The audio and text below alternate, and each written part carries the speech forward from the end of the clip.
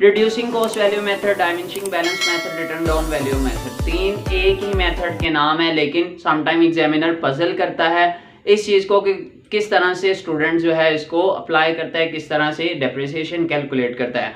So hi guys, this is Hafiz Ahmad Shadeb, welcome back to commerce house, welcome back to depreciation playlist. आज की video में हम लोग सीखने वाले हैं डेप्रिसिएशन का second method, dimensioning balance method. Dimensioning balance method के दो और नाम है, रिड्यूसिंग कॉस्ट वैल्यू मेथड और रिटर्न डाउन वैल्यू मेथड। इसको कैसे करते हैं लास्ट वीडियो में मैं भी बता चुका हूं कि बहुत सारी कंपनी जो है स्ट्रेट लाइन को फॉलो करती हैं, बहुत सारी कंपनीज जो हैं वो डायमेंशनिंग बैलेंस को फॉलो करती हैं, और बहुत सारी कंपनी और जो बाकी मेथड्स हैं या इसके अलावा बहुत सारी कंपनीज के अपने अपने प्रिंसिपल्स होते हैं इनको फॉलो करने के। सो इस वीडियो में हम लोग डिस्कस करेंगे डायमेंशनिंग बैलेंस मेथड को कैसे कैलकुलेट करते हैं, किसी भी मशीनरी किसी भी एसेट्स पे हम डेप्रिसिएशन जो है वो किस तरह से कैलकुलेट करते हैं। सपोज करते हैं मैं 90,000 की एक मशीनरी परचेज कर लेता हूँ, ये है परचेजिंग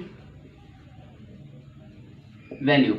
परचेजिंग वैल्यू के बाद उस पर जाहिर सी बात है कुछ ना कुछ कैरेज आएगा, और उसके अलावा उस पर कुछ ना कुछ ऐसी कॉस्ट आएगी जो कि उसको नस्ब करने के लिए, उसकी इंस्टॉलेशन के लिए उस पर खर्च होगी या उस पर लग जाएगी। मैं उसकी वैल्यू जो है वो 10,000 ले लेता हूँ, इसको प्लस करते हैं तो ये 1 लाख बन जाता है। ठीक है गाइस, तो 1 लाख की आप लोगों की टोटल जो है वो मशीनरी परचेजिंग और उसको इंस्टॉलेशन, उसके ओवरहेलिंग, सो इस तरह के खर्चे करने पे आपका टोटली जो है एक्सपेंस होता है 1 लाख। अब हम डेप्रिसिएशन कैलकुलेट करते हैं, इसके कॉलम जो हैं वो सेम वही हैं जो आप लोगों ने स्ट्रेट लाइन बैलेंस मेथड में किए थे।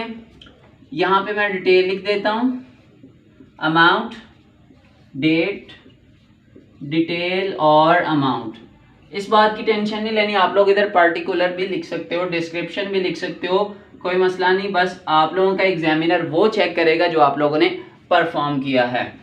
तो ये हैं गाइस किसके, ये लेजर के ही कॉलम हैं। देखें तो date, detail, amount, date, detail और अमाउंट, तो ये लेजर के कॉलम है। टू कैश मैं लिख देता हूँ, 1 लाख की मैंने मशीनरी परचेज की। उसके बाद जैसे कि स्ट्रेट लाइन मेथड में मैंने आप लोगों को बताया था ये क्यों होता है, कैसे होता है, क्यों हम इस पे ये अमाउंट लिख देते हैं दोबारा, तो इसी को मैं रिपीट कर देता हूँ दोनों साइड्स पे, 1 लाख एंड 1 लाख, दोनों क्रेडिट और डेबिट दोनों घर हो गए बराबर। अब हम कैलकुलेट करते हैं डेप्रिसिएशन। डेप्रिसिएशन आप कहाँ पे कैलकुलेट करते हो, क्रेडिट साइड पे। 1 लाख पे आप लोग डेप्रिसिएशन, एग्जामिनर आप लोगों को कहता है कि 10% के हिसाब से आप लोगों ने डेप्रिसिएशन कैलकुलेट करनी है, तो 10% मतलब 10/100। इसको मैं इसके साथ ख़त्म करता हूं तो ये मेरे पास 10,000 अमाउंट आ जाएगी डेप्रिसिएशन। तो गाइस यहाँ से बहुत केयरफुली देखिएगा, इसमें से 90,000 आप लोगों के पास बैलेंस बच गया, 90,000 आप लोगों के पास बैलेंस बच गया। इसको मैं 2007 कह देता हूँ, मतलब जो भी मशीनरी मैंने खरीदी है वो 2007 के 1 जनवरी पे खरीदी है। मैं आप लोगों को लास्ट पे इसके तारीख वाइज भी, डेट वाइज भी बताता हूँ कि आप लोगों ने कैसे कैलकुलेट करनी। इसी बैलेंस को, इसको मैं कहता हूँ कैरी डाउन, और यहाँ पे बैलेंस ब्रॉट डाउन। ठीक है, ओपनिंग बैलेंस आ गया आप लोगों के पास 90,000। 2008 के लिए आ गया जी 90,000 आप लोगों का वैसे का वैसे ही आ गया। इसको मैं यहाँ पे ही दोबारा उतार देता हूँ, इधर क्रेडिट साइड पे भी उतार देता हूँ। ठीक है, दोनों साइडों पे मैंने अमाउंट को लिखने के बाद यहाँ पे डेप्रिसिएशन कैलकुलेट करूंगा। अब यहाँ पे स्ट्रेट लाइन और डायमेंशनिंग बैलेंस दोनों में फ़र्क यहाँ पे आप लोगों को नजर आएगा। स्ट्रेट लाइन मेथड में आप क्या करते थे, इसी ही वैल्यू पे आप हर साल डेप्रिसिएशन जो है वो कैलकुलेट करते जाते थे, लेकिन dimensioning balance method, return down या रिड्यूसिंग कॉस्ट वैल्यू मेथड में आप लोग क्या करोगे, जो आपके पास आएगा बैलेंस इस पे आप लोग डेप्रिसिएशन कैलकुलेट करोगे। 90,000 मल्टीप्लाई बाय 10/100, तो ये आ गया आपका 9,000। अमाउंट कितनी आ गई, 9,000। तो यहाँ पे आप लोग लिखोगे जी बैलेंस 81,000। 1 लाख से, सॉरी 90,000 से 9,000 लेस किया, आपके पास क्या आ गया, 81,000। तो आप लोगों की 2 साल की डेप्रिसिएशन जो है कैलकुलेट हो चुकी है। थर्ड वन पे अगर मैं लेके आऊँ तो 2009, इसको बैलेंस को आप बैलेंस, ये आपके पास क्लोजिंग बैलेंस है ये वाला, और इसको आप ब्रॉड डाउन कहेंगे, ये आपके पास ओपनिंग बैलेंस है। अब बैलेंस जो है आप ये वाला लिखोगे, जैसे आपने प्रीवियस ईयर 2007 में आप लोगों ने 90,000 इधर मेंशन किया था, अब ऐसे ही 81,000 आप लोग इधर मेंशन करोगे। इसको यहाँ पे लिखोगे 81,000, और इसे क्रेडिट साइड पे भी 81,000 सेम।